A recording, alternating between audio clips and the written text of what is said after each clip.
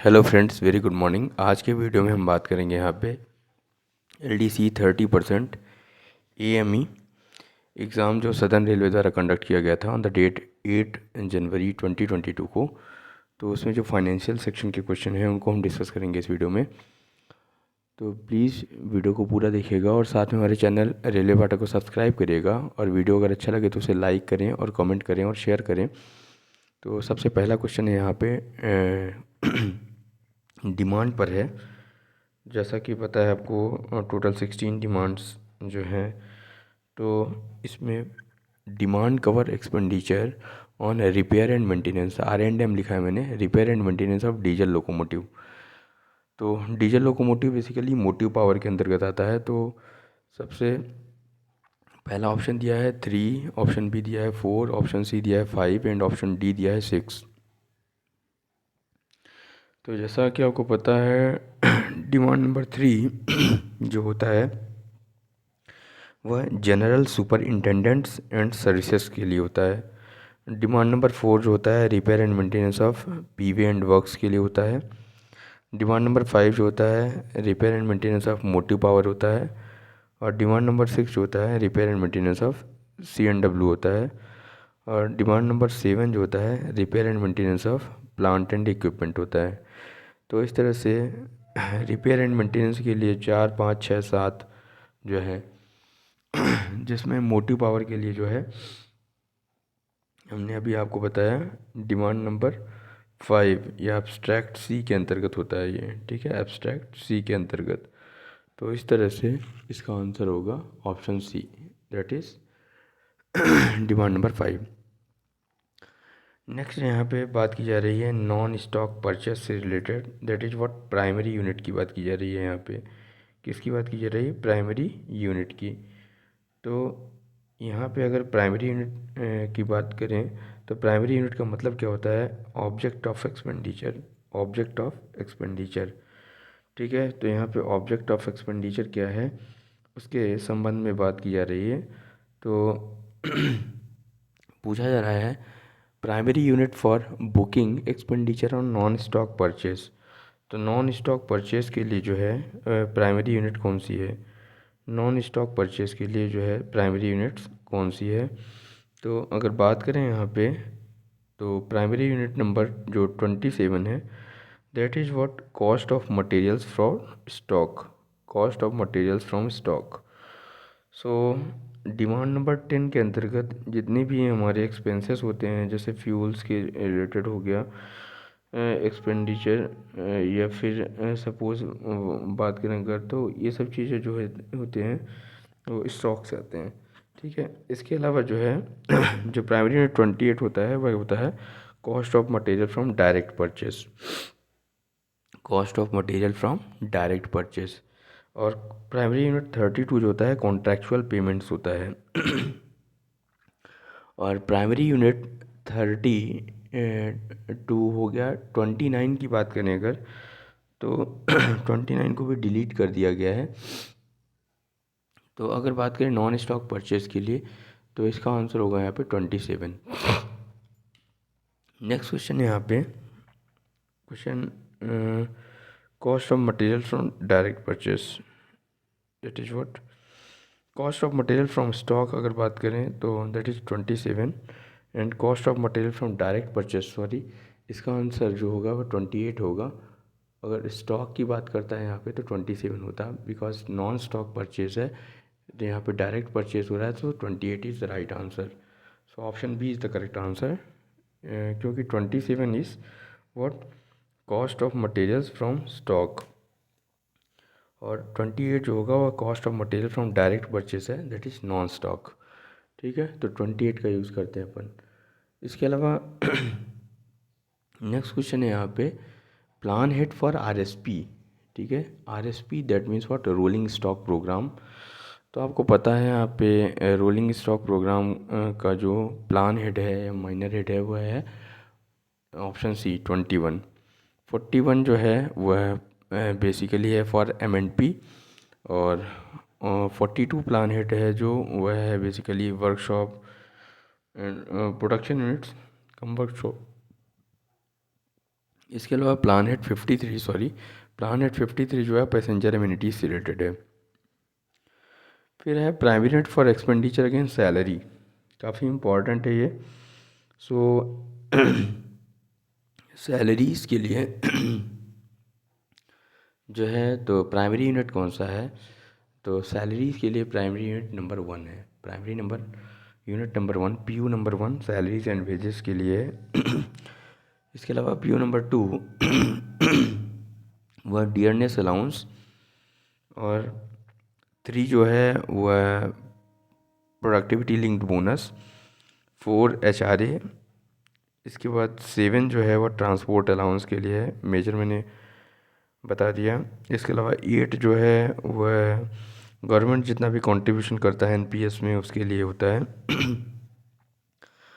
तो यहाँ पे आपने देख लिया इस तरह से 6 को डिलीट कर दिया गया है। तो 1 to 4 की बात करें अगर, तो 1 सैलरीज एंड वेजेस है, 2 डियरनेस अलाउंस है जो कि हमारी सैलरी का एक इम्पॉर्टेंट पार्ट होता है, महंगाई भत्ता, और 3 जो है वह PLB है, और 4 जो है वह HRA है, ये भी हमारी सैलरी का एक इम्पॉर्टेंट पार्ट होता है, और 7 है ट्रांसपोर्ट अलाउंस DA, ये भी हमारी सैलरी का एक इम्पॉर्टेंट पार्ट होता है। ठीक है, नेक्स्ट क्वेश्चन यहाँ पूछा जा रहा है PPO के बारे में। तो what is PPO?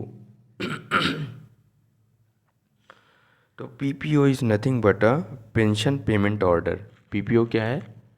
Pension, PPO का फुल फॉर्म पूछा जा रहा है, that is pension payment order. यह 12 डिजिट का नंबर होता है। पेंशन पेमेंट ऑर्डर नंबर होता है, वो 12 डिजिट का नंबर होता है, that helps pensioner receive their pension. Okay, pension payment order PPO याद रखिएगा। नेक्स्ट क्वेश्चन है यहाँ पे PU used to book expenditure against material for POH। तो प्राइमरी यूनिट की बात की जा रही है यहाँ पे, कौन से प्राइमरी यूनिट जो है इसके लिए यूज़ किया जाता है यहाँ पे।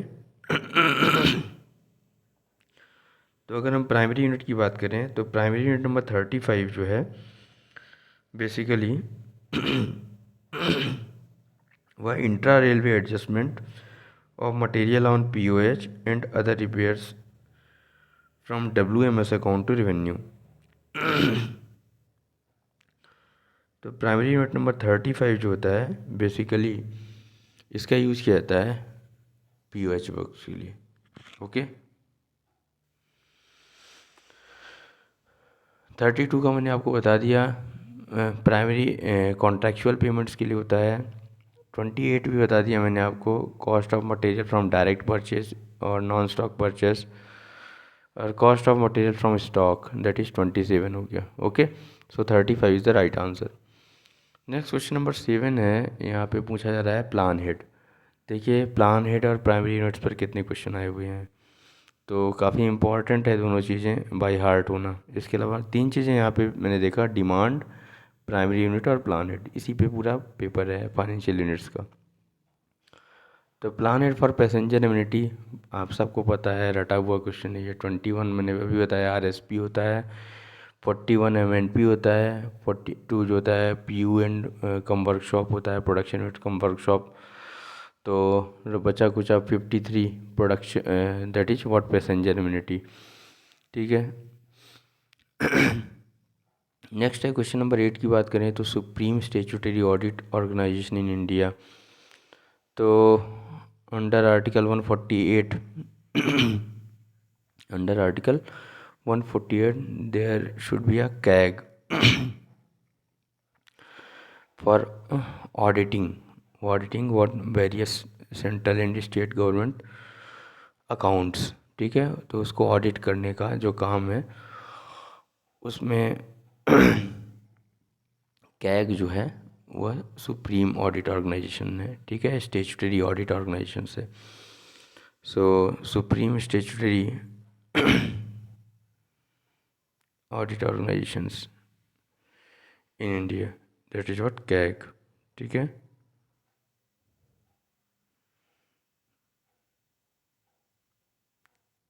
और प्रेजेंट कैग अगर बात करें यहाँ पे तो वो है कौन है, GC Murmu. GC Murmu. CGI is controller general of account, CVC central vigilance commission है, और CBI central bureau of investigations है। नेक्स्ट क्वेश्चन है यहाँ पे, variation beyond 150% of contract value require sanction of which authority. तो यहाँ पे जब भी ऐसा होता है बियॉन्ड 50% ऑफ कॉन्ट्रैक्ट वैल्यू में वेरिएशन होता है, तो उस केस में जो सैंक्शनिंग अथॉरिटी होता है वह कौन होता है, रेलवे बोर्ड।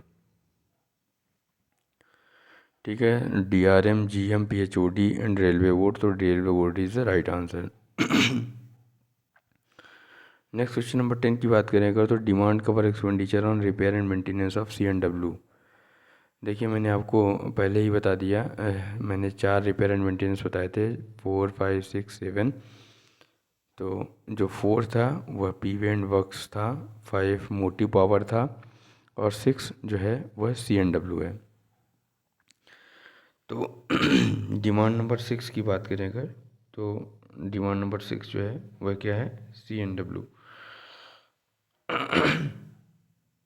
तो इस तरह से डिमांड नंबर 6 जो है वह repair and maintenance of CNW है, और प्लांट एंड इक्विपमेंट्स का repair and maintenance demand number 7 है, और ऑपरेटिंग एक्सपेंसेस रोलिंग स्टॉक जो है वो डिमांड नंबर 8 है।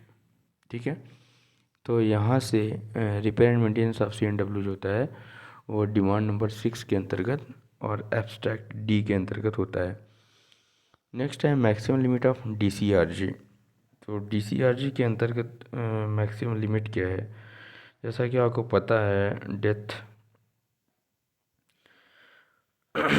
Death come retirement gratuity, death come retirement gratuity, that is DCRG। It is a lump sum payment made based on the total service of an employee either on retirement or death। ठीक है, तो death कम retirement gratuity जो है किसी employee की total service या तो retire हो जाता है या तो डेथ हो जाती है, तो उस पर जो है तो DCRG दिया जाता है। ठीक है, और इसको भी बढ़ा के कितना कर दिया गया, 20 लाख। तो B answer is the right answer, that is 20 lakh. 20 lakh is the right answer. Next question है यहाँ पे RRSK, that is what, Rashtriya Rail Sanraksha Kosh. सबको पता है ये, व्हाट इज राष्ट्रीय रेल संरक्षा कोष, इसको बोलते हैं RRSK। It was in the 2017-18 budget, जिसमें RRSK को इंट्रोड्यूस किया गया for works related to what, renewal, replacement and upgrading of critical safety assets.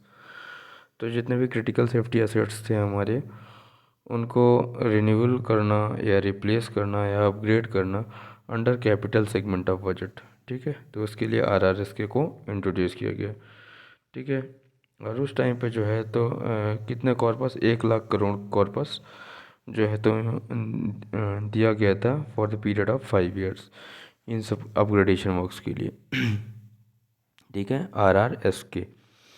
इसके अलावा ratio of working expenses to gross earnings, that is called out operating ratio. इसको क्या बोलेंगे, OR, operating ratio. ठीक है, नेक्स्ट है fund use for construction of new assets. New assets के constructions के लिए कौन सा फंड्स यूज़ किया जाता है, डेप्रिशिएशन रिजर्व फंड तो नहीं होगा,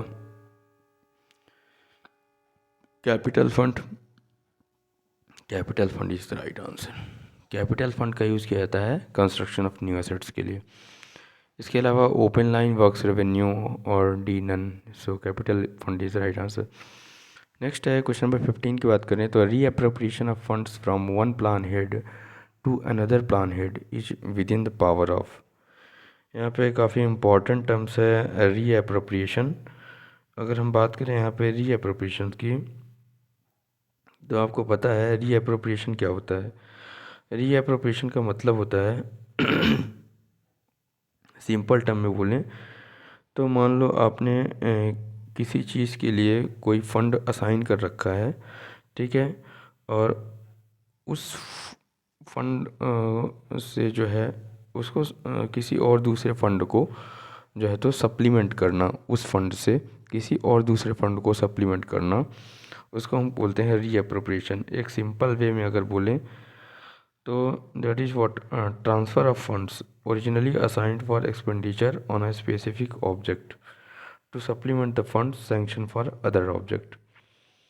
सपोज जैसे आपके फादर ने आपको 1000 रुपीज़ दिए और बोला कि जाओ पिकनिक कराओ, ठीक है ना।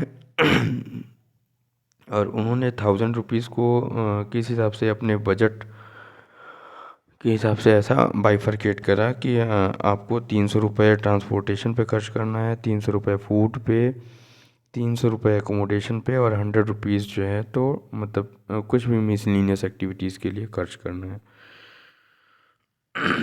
ऐसा बोला।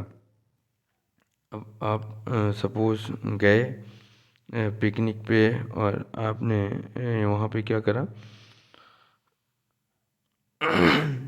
रीअप्रोप्रिएट कर लिया।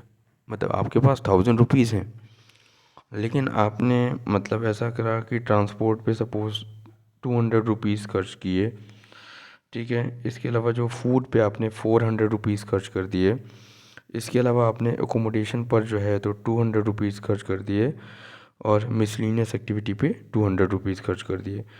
तो इस तरह से जो है तो मतलब आपने जो है ट्रांसपोर्ट, फूड, एकोमोडेशन और मिसलिनियस इन फंड्स तो टोटल 1000 रुपीज़ था, लेकिन उसमें जो एलोकेशन था उसको चेंज कर दिया। That means what, funds get reappropriated. तो ऐसा जो है तो कई बार होता है और कई बार नहीं होता। वह किन चीज़ों के लिए नहीं होता, वह बेसिकली अगर हमारा वोट ऑन अकाउंट पर फंड है तो उस केस में जो है तो वह अप्रोप्रिएशन नहीं होगा। Reappropriation cannot be done against the outlay during the currency of vote on account allotment. तो कोई भी रीअप्रोप्रिएशन वोट ऑन अकाउंट पर नहीं होगा, ठीक है। इसके अलावा अगर बात करें यहाँ पे तो रेलवे बोर्ड के पास जो है रीअप्रोप्रिएशन पावर है और जोनल रेलवेज यानी जीएम के पास भी रीअप्रोप्रिएशन पावर्स हैं। लेकिन यहाँ पे अगर one plan head to another plan head के लिए जो रीअप्रोप्रिएशन करना है, रीअप्रोप्रिएशन करना है, तो इस केस में रेलवे बोर्ड्स के पास पावर है, ठीक है। So option D is the right answer. इस तरह से टोटल 15 क्वेश्चन हमने इस वीडियो में देखे। अगर वीडियो अगर अच्छा लगा हो तो प्लीज़ उसे लाइक करें और अपने फ्रेंड्स एंड कलीग के साथ शेयर करें। Thanks for watching this video. और इसके अलावा अगर आपके पास अभी रिसेंट कोई पेपर एलडीसी का हुआ हो तो उसे जो है तो जितेंद्र 0108@gmail.com इस मेल आईडी पर मेल कर सकते हैं और मैं उसका सॉल्यूशन प्रोवाइड कराने की कोशिश करूँगा। Thanks for watching this video. Have a nice day.